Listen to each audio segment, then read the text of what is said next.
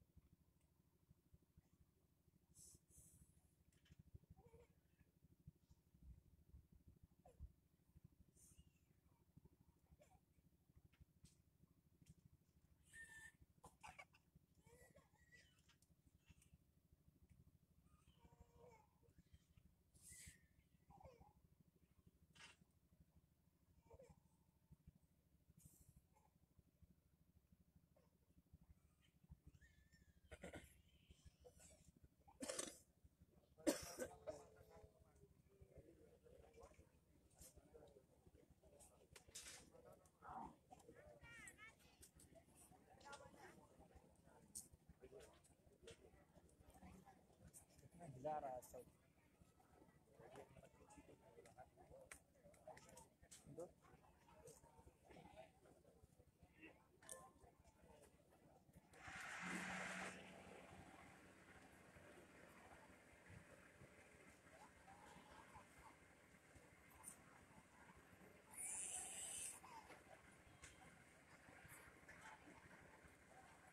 घुमा दा ये है तो तेरा कर घुमा दा इधर सीधा ऐसे नहीं है लगे तो खोल कर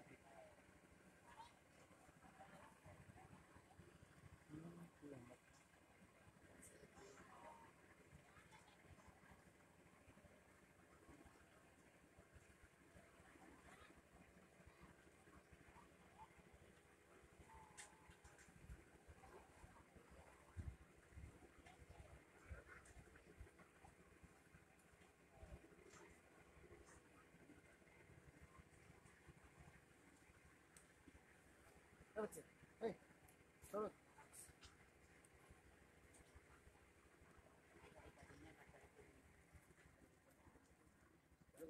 इसका भी चालू कर दे। ऐसे से लिखता हूँ ना तो कि बंद करना पड़ेगा।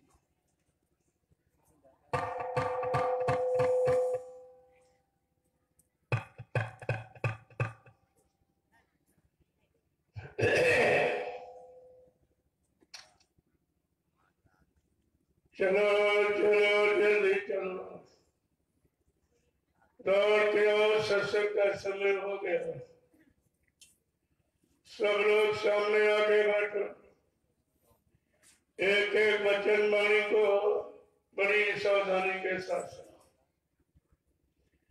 जब आप सामने आके बैठोगे तब तुम्हारी समझ में आएगा कि सत्संग किसे कहते हैं। सत्संग कोई कथा वार्ता का नाम नहीं है। सत्संग कोई भाषण की प्रवचन का काम नहीं है। सत्संग कोई मनोरंजन नहीं है। यह संत महापुरुषों की वचन वाणी जो हम सब जीवों की भवपार कहानी है। जीवात्माएं भवसागर के पार कैसे जाएंगी, अपने मालिक प्रीतम का कैसे दर्शन दीदार करेंगी।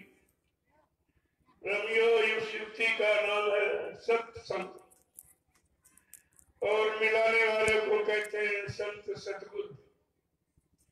ये दोनों चीजें आपको समय से मिली, लेकिन आपने उसकी कदर नहीं की। किसी पुण्य कर्म के कारण संत महापुरुषों के दर पे तो आप पहुंच गए, लेकिन आपने उनकी कदर नहीं की, उनको जाना माना पहचाना नहीं। सब धोखा। और ये इतना बड़ा धोखा जिसकी पूर्ति रुपए पर से धन दौलत सामान से आप नहीं कर सकते। सतगुरु दयाल की दया ये रुपए पैसे से मूल नहीं मिलती और न ये किराए पर चलती है। जब जैसी उनकी मौज मर्जी हम सब कलयुग के जीवों पर हो जाती है तो अपनी दया की बरसात कर देती है। अब ये उनकी दया की बरसात में कितने लोग टिक पाते, कितने छोड़ के भाग जाते। रमियो इसी को कहते हैं छटनी और कटनी। बहुत पहले एक इशारा किया गया था, बच्चा जब मेरी संगत बढ़ेगी, जैसे नदी में बाढ़ आती है, एक दिन मेरी संगत ऐसे ही बढ़ेगी, तब बच्चा छटनी होगी और कटनी होगी।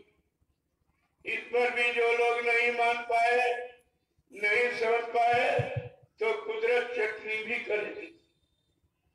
ये भी कहा था जब मेरी संगत बढ़ेगी तो मैं एक छोटी सी परीक्षा लूंगा।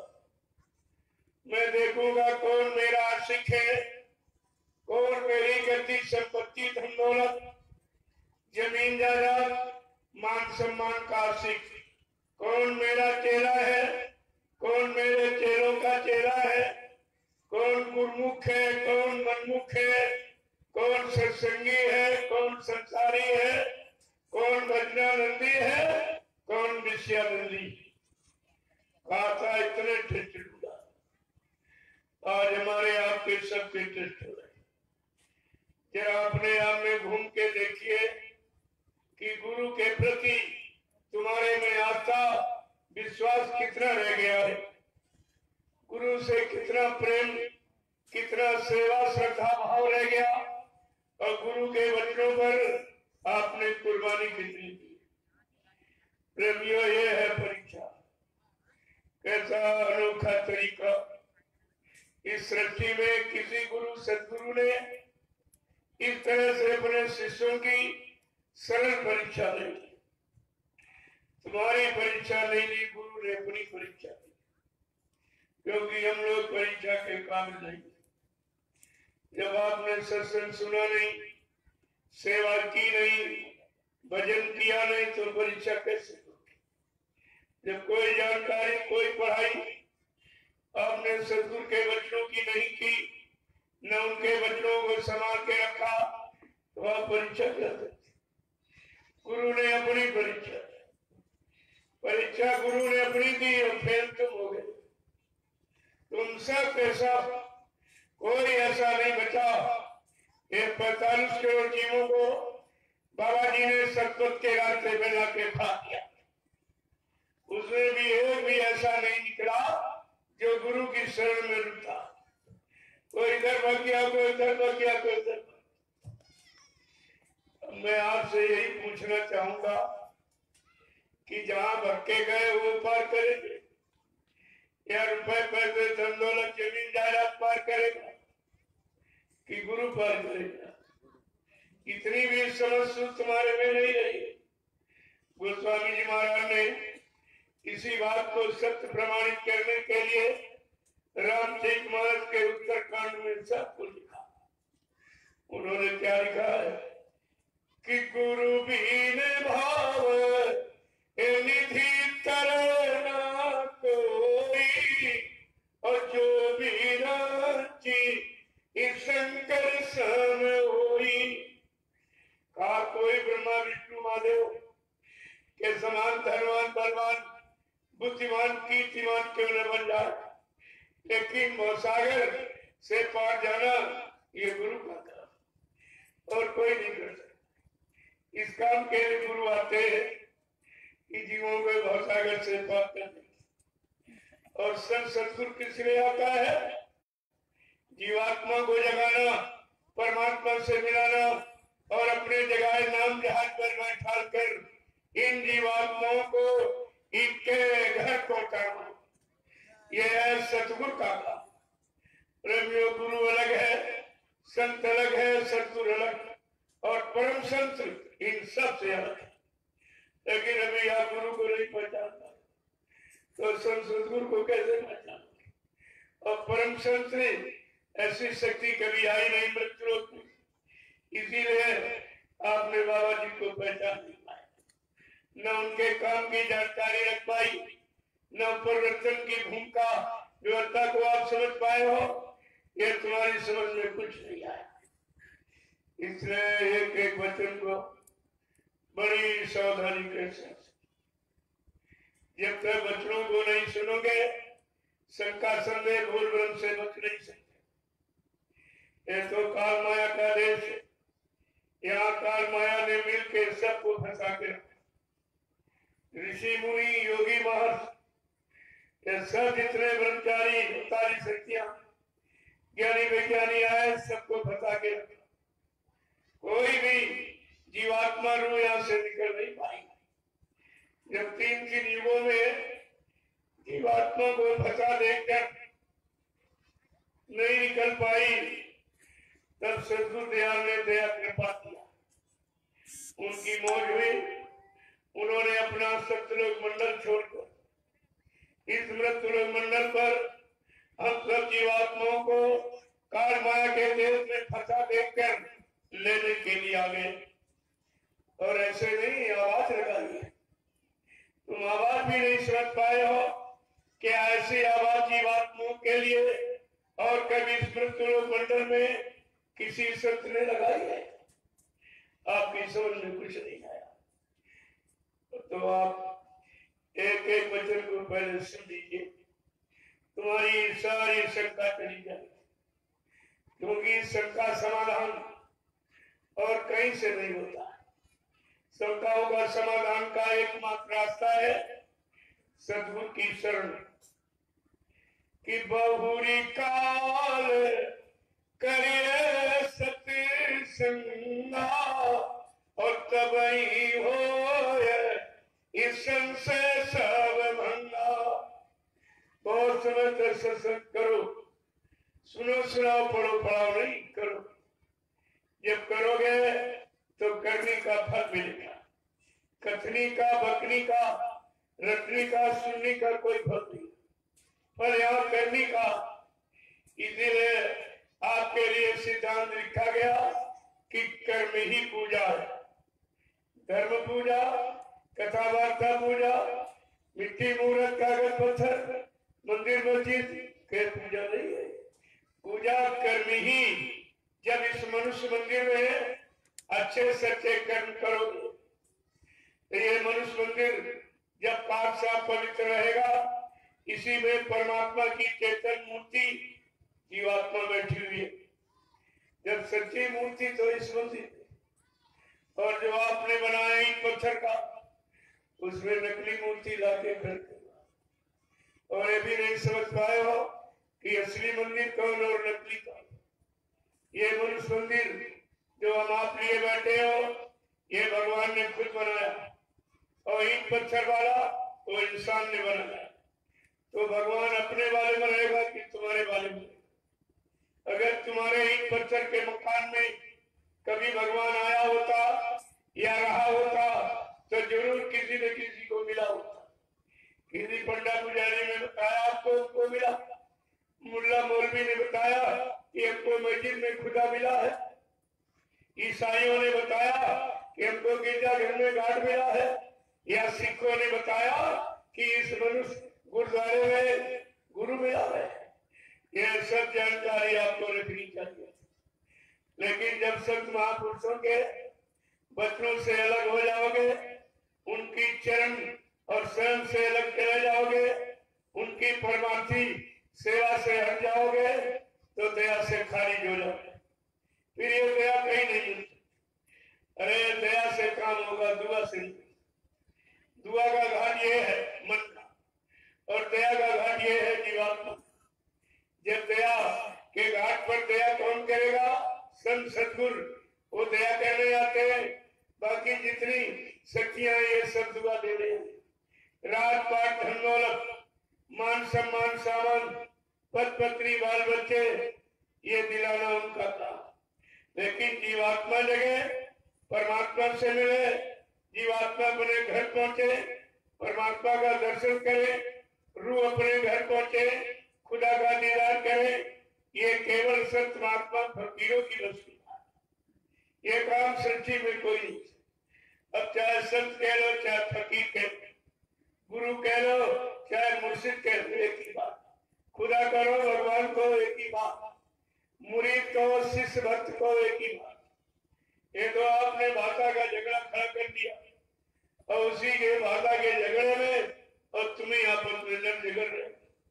लेकिन भगवान खुदा ने कोई जाति नहीं बनाई, कोई मजहब धर्म नहीं बनाया, कोई छोटा बड़ा गरीब अमीर नहीं बनाया, कोई पढ़ा लिखा अनपढ़ नहीं बनाया, कोई हिंदू मुसलमान सिख ईसाई नहीं बनाया, कोई ब्राह्मण क्षत्रिय वैश्य सज्जन नहीं बनाया। परमात्मा खुदा ने केवल एक इंसानी शक्ल बना के दे दी। अब इस इंसानी शक्ल को चाहे तुम हिंदू कह लो, चाहे मुसलमान कह लो, सिख ईसाई कह लो, ब्राह्मण क्षत्रिय वैश्य सज्जन कह लो, छोटा बड़ा गरीब अमीर पढ़ा लिखा पर कुछ नहीं कह। यह तुम्हारी मानसिकता में है, लेकिन परमात्मा खुदा ने कोई जाति, एक इंसानी जात यानी मानव जाति, हमारी आपकी एक ही जाति है, मानव जाति। और मानव जाति में एक ही जीवात्मा है, वो परमात्मा का अंश है। इस नाते भी हम आप एक ही हुए। ये दुविधा, ये मतभेद, ये फिरका आपने पैदा किया, और उसी से आप परेशान हो। परेशानी का कारण तुमने परमात्मा खुदा की बनाई व्यवस्था को खत्म कर दिया, और अपनी मानवीय व्यवस्था, अपने स्वार्थ लोभ लालच की लाके आपने खड़ी की है, अब उसी में आपस में लड़ाई झगड़ा कर रहे हो, मारपीट कर रहे हो, हिंसा हत्या कर रहे हो, चोरी डकैती करते बलात्कार कर रहे हो, झूठ छल कपट बेईमानी धोखाधड़ी ये सब आप इन्हीं कर्मों की तो सजा पा रहे हो। इन्हीं कर्मों की सजा देने के लिए काल भगवान ने 4,84,00,000 नरकों की योनियां बनाई, पशुओं की, पक्षियों की, जंगली जानवरों की, कीड़े मकोड़ों की, और सबसे ये पवित्र योनि है आपकी ये मानव शरीर। इसीलिए कहा कि 4,84,00,000 योनियों में 83,99,999 योनिया का मैंने भोग के लिए बनाई और मानव योनि योग के लिए बनाई। योग माने जोड़, जो जीवात्मा परमात्मा से अलग हो गई, जो रूह खुदा से अलग हो गई, इसे कौन मिलाएगा, कौन ले जाएगा, कौन पहुंचाएगा, कौन दर्शन दीदार कराएगा। जरूरत तो इस चीज की थी। इसी जरूरत को पूरा करने के लिए कलयुग में संत बढ़ाए, फकीरों का आगमन हुआ, और किसी युग में संत महात्मा फकीर नहीं आए, केवल ऋषि मुनि, योगी, महर्षि, अवतारी शक्तियों, ज्ञानी विज्ञानों की तो मतलब चर्चा है, लेकिन सत्य नाम सुनने को आपको नहीं। ये सत्य नाम इसी कलयुग में सुनने को मिला। वो भी जब से कबीर साहब आए तभी से ये संत मत चला है, संत नाम सुनने को मिला। इसके पहले 4 वेद 6 7 18 पुराणों में भी संत नाम नहीं, सतयुग त्रेता द्वापर में भी संत नाम नहीं। ये संत नाम अभी लगभग 750 पूरे होने जा रहे हैं।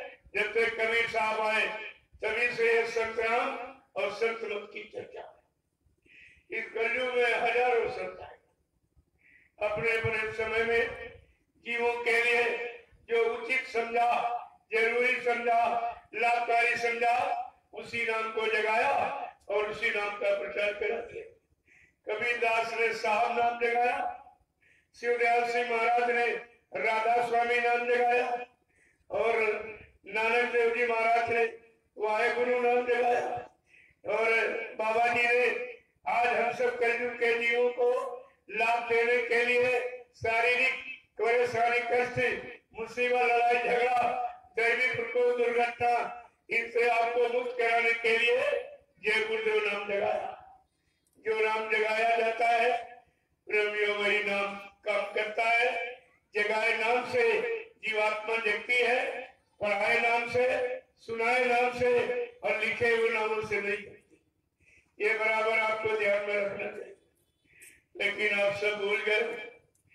जरा सुन लीजिए इस विलक्षण महापुरुष के आने का कारण इस मृत्यु लोक में क्या। ऐसा परम संत, सच्चा मालिक रूहों पर रहम करने के लिए, जीवात्माओं दया कृपा मेहरबानी करने के लिए इस मृत्यु लोक मंडल में पहली बार आया है, और उन्होंने प्रभु नाम का प्रचार किया। आज तक आपने कहीं नहीं सुना होगा। सतयुग में हरि नाम का प्रचार, त्रेता में राम नाम का प्रचार, द्वापर में कृष्ण नाम का प्रचार, ये भी काल शक्तियां जो देश समाज के सुधार के लिए आई, व्यवस्था परिवर्तन के लिए आई, धर्म की स्थापना के लिए आई, दुष्टों के संहार के लिए आई। लेकिन परम संत सच्चा मालिक आज मृत्यु मंडल पर क्यों आया है? गोस्वामी जी महाराज ने रामचरितमानस के उत्तरकांड में इशारा किया। एक अनी अनामा अज सच्चिदानंद प्रभु धामा। एक ही वो अनामी महाप्रभु है, अनामी धाम में रहता है। जब वो अनामी धाम से अनामी महाप्रभु प्रभु नाम लेकर के आएगा, प्रभु नाम का जब मृत्यु मंडल पर प्रचार कराएगा और प्रभु नाम से जीवात्माओं को जगाएगा और प्रभु नाम रूपी बेड़ा लगाकर भवसागर में इन जीवात्माओं को अपने बेड़े पर बिठाकर इनको इनके प्रभु धाम पहुंचाएगा। तब प्रेमियों जीवों का आवागमन खत्म हो जाए। ये कब आवागमन खत्म हो? सत्यलोक से संत आते जाते रहते, सत्यलोक तक आवागमन है क्योंकि संतों का आगमन होता रहता। लेकिन जब जीवात्मा अनामी धाम पहुंच जाएगी, अनामी प्रभु के पास, तब इसका आना जाना खत्म हो जाएगा। आप कितने बड़े सौभाग्यशाली हो, आपकी जीवात्माओं का आवागमन खत्म करने के लिए सम्राट मालिक आया और प्रभु नाम लेके आए और प्रभु नाम को जगा के सिद्ध करके और इसी भवसागर में प्रभु नाम का बेड़ा लगा दिया और कहा तुम सब लोग इस बेड़े पर सवार हो जाओ, मैं तुमको तुम्हारे घर पहुंचा दूंगा। प्रेमियों, कितना बड़ा वादा है, कितनी बड़ी प्रतिज्ञा। इस तरह का वादा जीवात्माओं के लिए किसी ने नहीं किया। कबीर साहब से लेकर कितने हजारों संत आए, लेकिन इस तरह का वादा किसी का नहीं। जैसा बाबा जयपुर आपने उनको गुरु भी बनाया, लेकिन आप ये भी नहीं जान पाए कि गुरु किस काम के लिए आता है, कौन सा काम करके जाता है। जो काम करके जाएगा उसी का इतिहास बनता है, उसी की लोग पूजा करते हैं, उसी की चर्चा होती। जो काम नहीं करेगा उसकी कोई महिमा नहीं, कोई पूजा नहीं है, कोई इतिहास नहीं बनेगा। इसलिए सम्राट मालिक को यह आवाज लगानी पड़ी, क्योंकि कभी ऐसा सम्राट विलक्षण ये परम संत महापुरुष धरती पर आया नहीं था। कोई इतिहास नहीं है, कोई जानकारी नहीं है, तो उनको अपनी जानकारी देनी पड़ी कि ताकि कलयुग का जीव मेरे बारे में कहीं भ्रमित न हो जाए। तो बाबा जी को कहना पड़ा कि मैं किस काम के लिए आया हूं और कौन सा काम करके जाऊंगा। क्या कहा उन्होंने? मैं परिवर्तन करने आया हूं, परिवर्तन करके ही जाऊंगा। हमें इस परिवर्तन से न रोक सकता है, न मेरा काम कोई कर सकता है। कितनी बड़ी विलक्षण आवाज, कितना बड़ा चैलेंज, जो सारे विश्व को, धरती को चैलेंज कर रहा। यह परिवर्तन का काम न मेरा कोई कर सकता है, न हमको अपने इस काम से कोई रोक सकता। कितना बड़ा चैलेंज। आपको ये सब जानकारी रखनी चाहिए कि मेरा मालिक कितना महान है, कितना सर्वशक्तिमान, जो समय से सारे विश्व को, सारी सृष्टि को चैलेंज कर रहा है। क्या कहा था? देखिए, और क्या आपके लिए इशारा किया था कि मैं कलयुग का इतिहास बनाने आया हूं। सतयुग, त्रेता, द्वापर के इतिहास बन गए। कोई हमें आपको पढ़ाई सुनाई जा रही, उससे तुम्हारा कोई भला होना नहीं। वो तो जानकारी है, क्योंकि जो समय निकल जाता है वो दोबारा नहीं आएगा। जब वो समय नहीं आएगा, उस समय का लाभ नहीं मिलेगा, तो उस समय के इतिहास पढ़ने से हमारा लाभ ही क्या। हाँ, ये लाभ है कि आपको जानकारी मिल जाएगी, कौन शक्ति किस काम के लिए आई, कौन सा नाम लेके आई और कितने जीवों का उसने अपने समय में कल्याण किया और उनको उनके घर पहुंचा दिया। केवल ये जानकारी आपको, लेकिन आपको लाभ नहीं मिलेगा। आपको अपने समय का इतिहास चाहिए। इसलिए बाबा जी को आवाज लगानी पड़ी, मैं कलयुग का इतिहास बनाने आया हूं। ऐसा इतिहास बनाऊंगा जो भूते न भविष्यते, सतयुग, त्रेता, द्वापर के लोग अपने अपने युग का इतिहास पढ़ना भूल जाएंगे। मैं धरती पर ऐसा चमत्कार करके दिखाऊंगा जिसको हिंदुस्तानी नहीं, सारा विश्व नमस्कार करेगा। कितना बड़ा चैलेंज है। कह रहे मेरी भूमिका व्यवस्था के आगे हिंदुस्तानी नहीं, एक दिन सारा विश्व नतमस्तक हो जाएगा। मेरी ऐसी व्यवस्था सबके सुख शांति के लिए, सबको लाभ काम देने वाली, सबको सुख शांति प्रदान करने वाली, सबकी जीवात्मा को जगाने वाली, परमात्मा से मिलाने वाली और परमात्मा को उसके सच्चे घर मुकाम मंडल लोग पहुंचाने वाली। लेकिन तुम्हारी समझ में कुछ नहीं आया। जिस महापुरुष ने 10 जुलाई 1952 से 2012 तक यानी 60 साल आपको सुनाया, समझाया, चिताया, जगाया, होश में लाके खड़ा किया, जिससे पाप कर्मों में माफी मिल जाए, उस परमार्थी सेवा में लगाया। माँ बहन बेटी बहू की पहचान कराई और नाम दान देकर हम सब जीवात्माओं को अपने घर जाने का अभ्यास कराया। क्या ऐसा काम और किसी इज्जत महापुरुष ने किया? किसी के इतिहास में ऐसी चर्चा आया?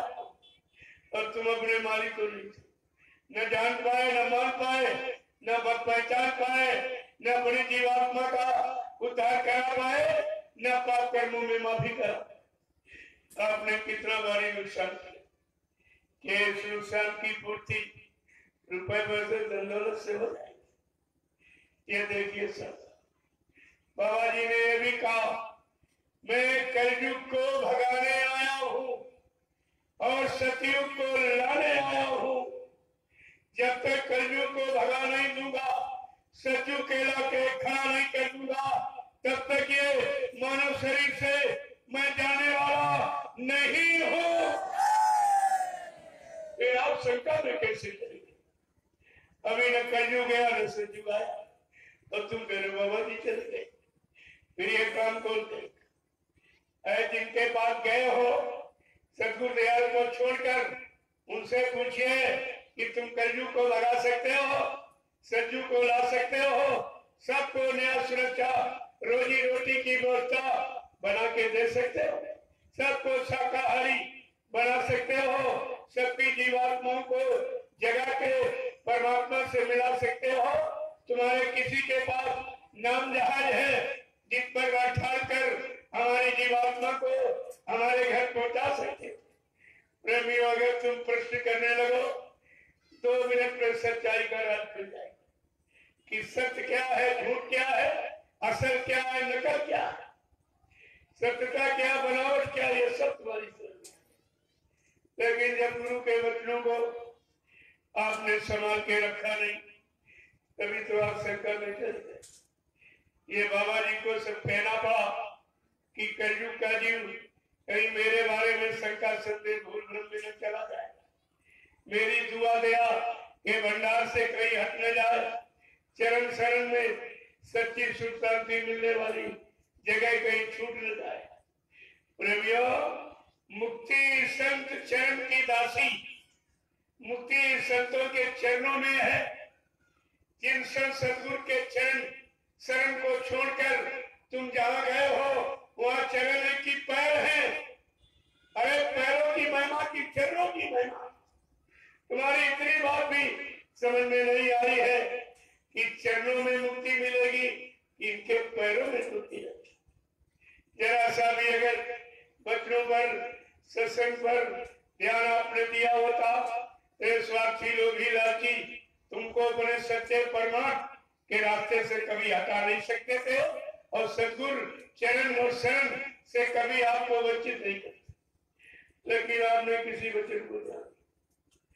बाबा जी ने क्या कहा?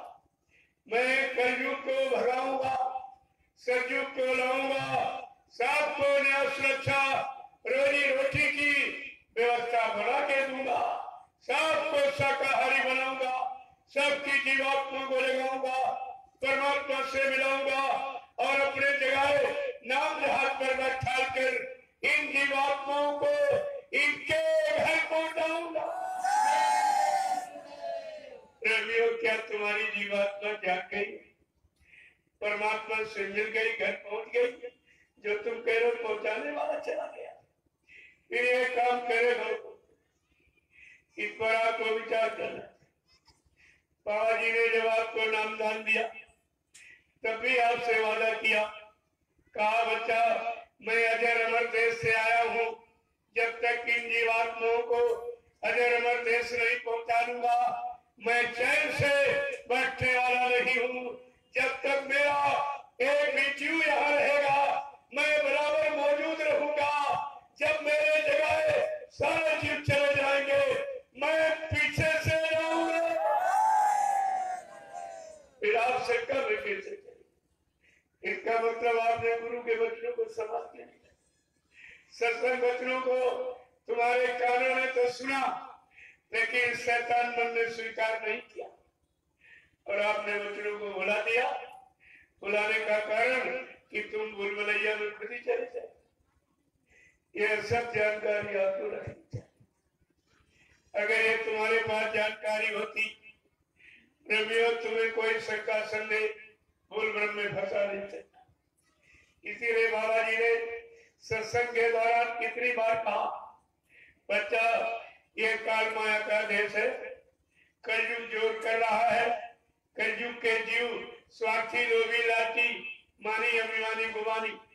कोई अपने नाम के आगे संत लिखने लगेगा, कोई सदगुरु लिखने लगेगा, कोई भगवान लिखने लगेगा, कोई सरकार लिखने लगेगा, कोई महाराज लिखने लगेगा। इस लिखावट, सजावट, बनावट में मत आना। यह डिग्री डिप्लोमा संसार का नहीं है। संसार के स्कूल, कॉलेज, यूनिवर्सिटियां न संत बनाती, न गुरु बनाती, न सिद्ध बनाती। यह सब बने बनाए आते ऊपर। जब जैसी जरूरत, आवश्यकता इस मृत्यु लोक मंडल में हम सब जीवों के लिए पड़ती है, तब तैसा वो कुल मालिक अनामी महाप्रभु गुरु सब सदगुरु बना के भेजता है। उन्हीं के द्वारा समय का ज्ञान कराया जाता, अच्छे सच्चे रास्ते पर चलने की प्रेरणा देता, सबको मानव खान पान में जोड़ता है, मानव सत्कर्मों में, सद्धर्म में जोड़ता है। यह उसका काम होता है। मैं इसी संदर्भ में आपसे पूछना चाहूंगा, क्या गुरु वशिष्ठ विश्वामित्र को किसी ने यहाँ बनाया था? ये सब बने बनाए आए। क्या गुरुद्रोणाचार्य संदीपन जी को किसी ने यहाँ गुरु बनाया था? ये सब बने बनाए आते। लेकिन एक अनोखा विषय यह है, जो आपकी समृद्ध महापुरुष का गुरु भेजे जाते तब आते, संत भेजे जाते तब आते, सदगुरु भेजे जाते तब आते, लेकिन परम संत सच्चा मालिक रूहों पर रहम करने के लिए इस मृत्यु लोक मंडल में अपनी मौत से ये खुद आ गए हैं। प्रेमियों, मालिक खुद आया हुआ। तुम गुरु के चक्कर में मत रहना। ये गुरु का काम नहीं है परिवर्तन करना, कलयुग भगाना, सतयुग लाना, जीवात्मा को जगा के परमात्मा से मिलाना, उनको घर पहुंचाना। ये गुरु का काम, ये सतगुरु का काम। गुरु माने ज्ञान कराने वाला, देखिए रात पार धन दौलत, मान सम्मान दिलाने वाला, इतिहास बनाने वाला, पूजा कराने वाला, लेकिन सदगुरु, सत माने ईश्वर, गुरु माने मिलाने वाला। जो ईश्वर ब्रह्म, पार ब्रह्म, महाकाल सतपुरुष से मिलाए, दर्शन दीदार कराए, प्रेमी उसको सदगुरु कहते हैं। आप कितने बड़े भाग्यशाली हो, तो समय से आपको परम संत सदगुरु मिला। सदगुरु ही नहीं, परम संत सदगुरु मिला, लेकिन आपने उनको पहचान नहीं पाया, न जान पाए, न मान पाए, न पहचान पाए, न अपना काम आप कुछ करा पाए। देखो कितना बड़ा काम, युगों युगों का भूला विश्राम। ये जीवात्माएं काल माया के देश में कर्मों के जाल में फंसी पड़ी, इनको किसी ने निकाल नहीं पाया, कोई नहीं। ये राज किसी के पास नहीं। इसीलिए महापुरुषों ने कहा, ब्रह्मा जी ब्रह्मलोक का सुख आनंद उठाए, लेकिन उनकी जीवात्मा जगी नगर पहुंची। भगवान विष्णु विष्णुलोक का सुख आनंद उठाए, उनकी जीवात्मा जगी नगर पहुंची। भगवान शंकर शिवलोक का सुख आनंद उठा रहे, उनकी जीवात्मा जगी नगर। तीसरी आंख तो खुल गई उनकी, लेकिन आगे के लोगों की रास्ता बताने वाला कोई संत सदगुरु नहीं मिला। अगर मिल जाता तो ये अपने घर खुद, वो भी बेचारे वहीं तक सीमित रह गए। भगवान राम साकेत लोक का सुख आनंद उठा रहे, उनकी जीवात्मा जगी न घर पहुंची। भगवान कृष्ण गोलोक का सुख आनंद उठा रहे, उनकी जीवात्मा जगी न घर पहुंची। देवी देवता देवलोक का सुख आनंद उठा रहे, उनकी जीवात्मा जगी न घर पहुंची। प्रेमियों, जीवात्मा जगाने का अधिकार संत सदगुरु को होता है, वो भी समय का मिलना चाहिए। गुरबाणी क्या कह रही? बने तो सतगुरु से बने, बिगड़े तो भरपूर। ऐ जीवात्मा, जब कभी तुम्हारी बनेगी तो समय के आए सतगुरु दयाल से बनेगी। जो चले गए उनका नाम लेने से काम नहीं। वो अपने समय में आए, नाम लेके आए, जीवों को जगाया, नाम से जोड़ा। जितने जीवों ने उनकी बात मान ली, उनके आदेश हुक्म का पालन किया, आत्मा के घाट पर बैठकर नाम की कमाई की, उनको उन्होंने पहुंचा दिया। बाकी सब पड़े हुए। अभी कबीर नानक पट्टू रविदास जी तक के जीव पड़े हुए। नामदान ले लिया और सुमरन घर भजन किया नहीं तो मानव शरीर मिलता रहा। नामदान का ये प्रभाव है कि मानव शरीर आपको मिलता रहेगा जब तक आपसे भजन नहीं करा लिया जाएगा, जीवात्मा को जगा नहीं लिया जाएगा, तब तक मानव शरीर में आपका आना जाना बंद नहीं होगा। ये नामदान का प्रभाव है। नामदानी कभी अकाल मौत में नहीं जाता, कभी पशु पक्षियों की योनियों में नहीं, मनुष्य योनि में आता जाता रहेगा। लेकिन अगर भजन कर लो तो एक ही बार में निकल जाओ, फिर आपको यहाँ कभी नहीं आना। ये मृत लोग मंडली आपका छूट जाएगा, लेकिन बिना भजन के उधर कोई जीवात्मा जा ही नहीं सकती। वो तो जाने का रास्ता केवल नाम की कमाई है। और ये नाम की कमाई जो शरीर इंद्रियों से करते हो, ये तो शरीर के लिए, और नाम की कमाई जीवात्मा के लिए।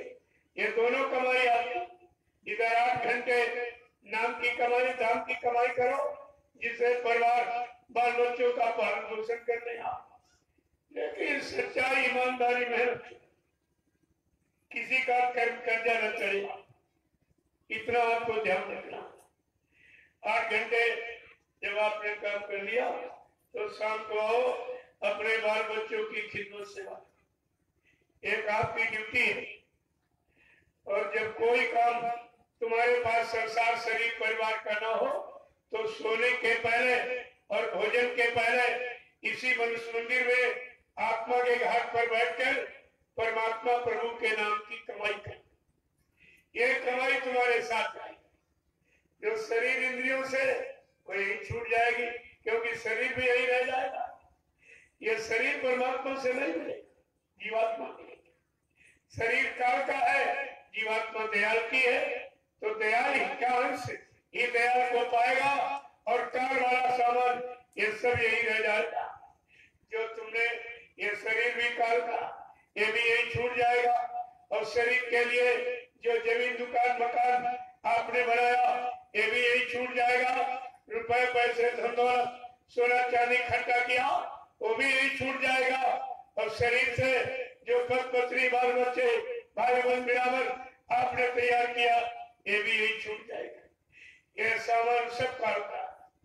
केवल मनुष्य मंदिर में जीवात्मा दयाल की है, इसलिए दयाल देव से जब संत सदगुरु आए, उन्होंने जीवात्मा को जगाने का काम किया, रात रात धन दौलत में फंसाने का काम नहीं किया। वो तो आपको इतना कहा गया है कि तुमको भूखा सोने नहीं देंगे, नंगा रहने नहीं देंगे, तुम्हारा सामाजिक पारिवारिक कोई कार्य रुकेगा नहीं, कैसे भी पूरा कराया जाए, लेकिन तुम भजन कर देगा। एक काम आपको दिया गया था, कहा मैं तुम्हारी सारे मनोकामनाओं को पूरा कर दूंगा, लेकिन बच्चा तुम भजन कर दे। आपने वो भी एक काम नहीं किया। जब कोई काम नहीं किया तो मजदूरी कौन देगा? बिना काम की मजदूरी यहाँ कोई नहीं देता, और उधर कैसे आपको मिल जाएगी? तो कितना सरल परमात्मा प्रभु प्राप्ति सबसे सरल। परमात्मा पाने के लिए न आपको मंदिर बनाना है, न फूल पत्र चढ़ाना, न अक्षर पत्थर कागज के अंदर मूर्ति खरीदना है, न कोई बतासे पेड़, क्योंकि मनुष्य मंदिर ये बड़ा बनाया भगवान ने खुद ही किया। ये भगवान ने बनाया अपनी जीवात्मा को रहने का मकान है। ये मनुष्य जीवात्मा को रहने का मकान। अब आप बताओ, किसी के मकान को गंदा करोगे तो खुश होगा कि नाराज होगा?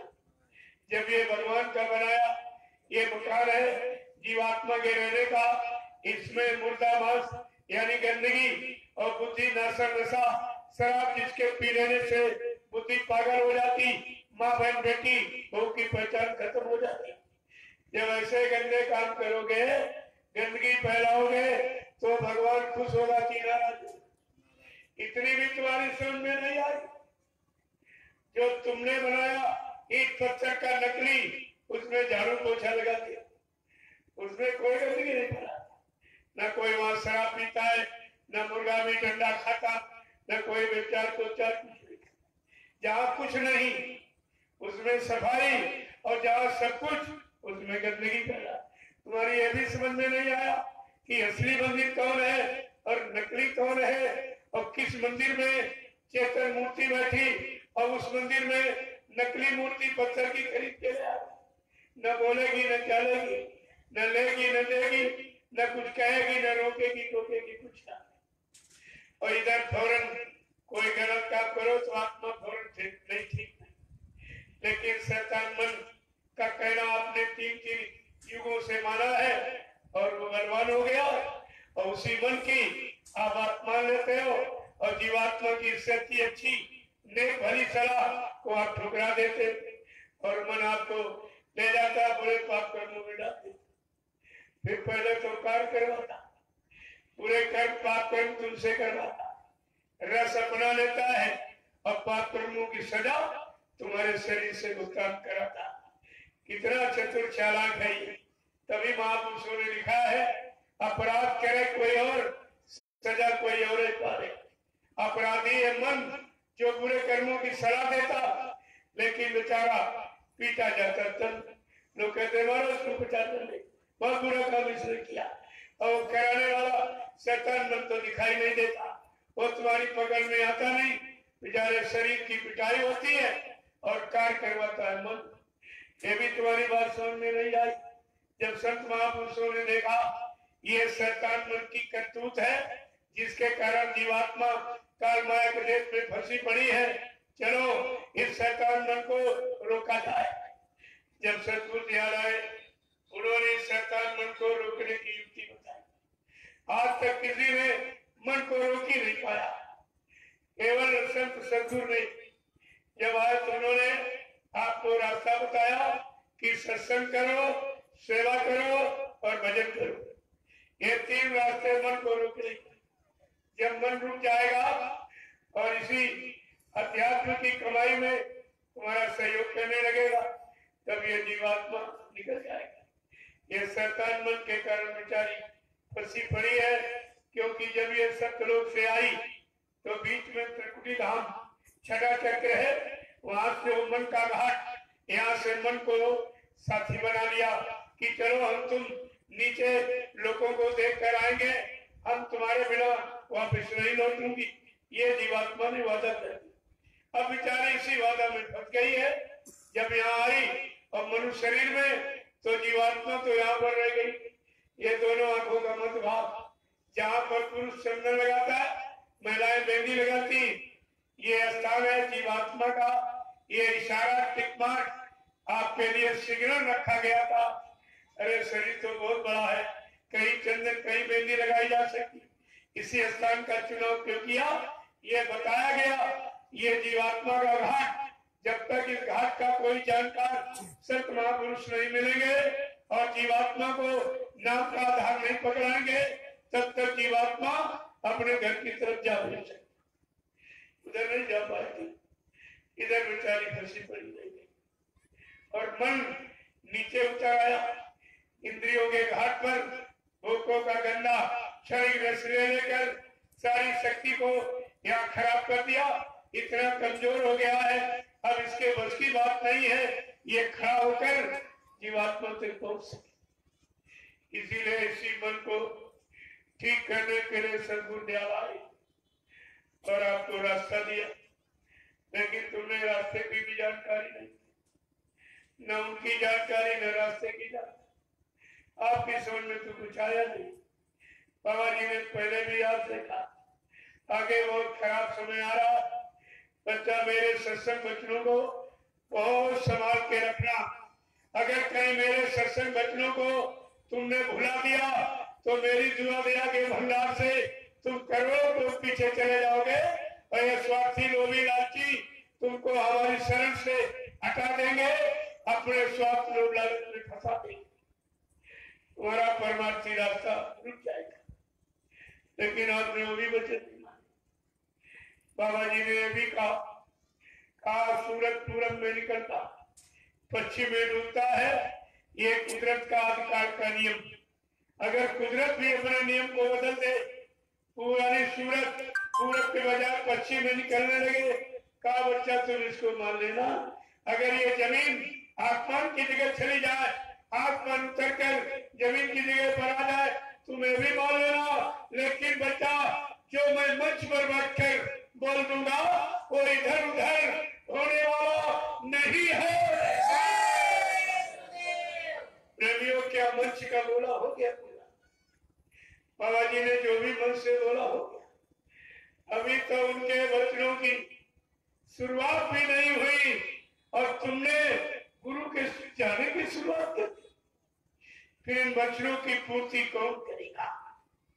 इन वादों को कौन पूरा करेगा? इसलिए बाबा जी ने पहले कहा कलयुग का जीव बेचारा भोगी विलासी स्वार्थी लोभी लालची अल्पायु अल्पज्ञ है, बहुत गंदगी में सड़ा है, कहीं संतों की महिमा भूल न जाए, उनसे कहीं दूर न चला जाए। तो क्या लिखा है? संत वचन पलटत नहीं, पलट जात ब्रह्मांड। चाहे ब्रह्मांड भी ब्रह्मांड की रचना में तब्दीली बदलाव क्यों न करते, लेकिन संत जो कहेंगे वो करके दिखाएंगे। और संतों की जबान दस्तावेज होती, जिसको आप लोग कहते हो यूनिवर्सल ट्रुथ, अकाट सत्य कोई नहीं कहता। और संतों के बारे में क्या लिखा?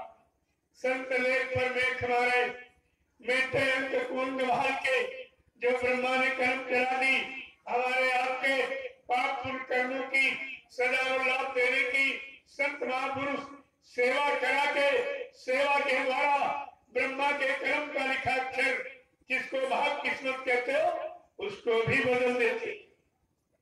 इतनी बड़ी महिमा, इतनी बड़ी शक्ति सामर्थ लेकर नटलोक मंडल में संत सदगुरु आते हैं और आप उनको पहचान नहीं पाते। देखो कितनी बड़ी थी। और क्या लिखा है? ताकि लोग कोई नकली दाढ़ी बढ़ा के गुरु का कपड़ा पहनकर नकली गुरु बनकर आपको सच्चे सदगुरु की शरण कहीं हटा दे। इसलिए पहले लिखते रामचरितमानस में लिखा संत दरस जिन पातक खरई, संतों के दर्शन मात्र से पापों का क्षय हो जाता। क्या प्रेमियों ऐसा कोई यहाँ इंसान है जो इंसानी शक्ल से तुम्हें दर्शन देकर तुम्हारे पाप कर्मों को मिटा सकता? अरे तुम करोड़ों रुपए किसी को दो और मेरा एक पाप काट कीजिए, ये काम किसी को बन गया। ये केवल सतगुरु की दया दृष्टि से पाप करता, ये रुपए वैसे से पाप नहीं करता। आप ये भी नहीं सोच पाए। भगवान राम ने भी प्रमाणित किया कि कलयुग का जीव कई संतों के बारे में भ्रमित न हो जाए। भगवान राम ने क्या कहा कि हमारे वचन ने पसंत वचन पत्थर कहली का। भगवान राम ने क्या कहा? मेरे वचनों में हेरा फेरी हो सकती, क्योंकि मैं सीमित व्यवस्था परिवर्तन के लिए, देसी प्रदेशी परिवर्तन के लिए आया हूँ। लेकिन जो संत सदगुरु विश्व परिवर्तन के लिए आएगा, विश्व परिवर्तन की आवाज लगाएगा, उसकी जबान पत्थर की लकीर होगी।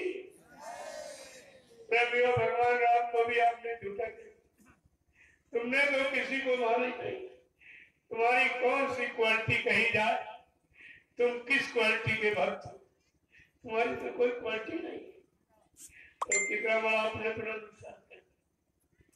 ये सब समय से आपको बताना पड़ा, क्योंकि हमारा भारतीय इतिहास वचनों पर टिका हुआ।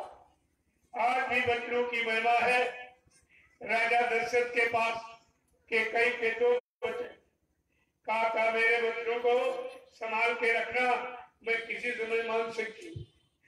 और कैकेयी ने ऐसे समय पर वचन मांगे कि राजा दशरथ को प्राण छोड़े, लेकिन वचनों से मुकरे नहीं। जब वचनों को पूरा कर दिया तब प्राण छोड़ी। यह है वचनों की महिमा। रवियो, अरे राजा दशरथ तो राजा था और संत तो महाराजा होते। जब संत राजा अपने वचनों से नहीं मुकरा तो महाराजा अपने वचनों से कैसे मुकर जाएंगे? आपको ये सब बिटा करके रखना चाहिए। इसीलिए वचनों का इतिहास लिखे रखा गया। कहीं वचनों से तुम अलग न चले जाओ, वचनों की महिमा कहीं भूल न जाओ। नहीं, काल माया के मार से कोई बचा नहीं सकता, ये सदगुरु के वचन ही बचाते हैं। तो आपके लिए सब क्या लिखा है कि रघुकुल रीति सदा चली आई, और प्राण जाए पर वचन न जाए।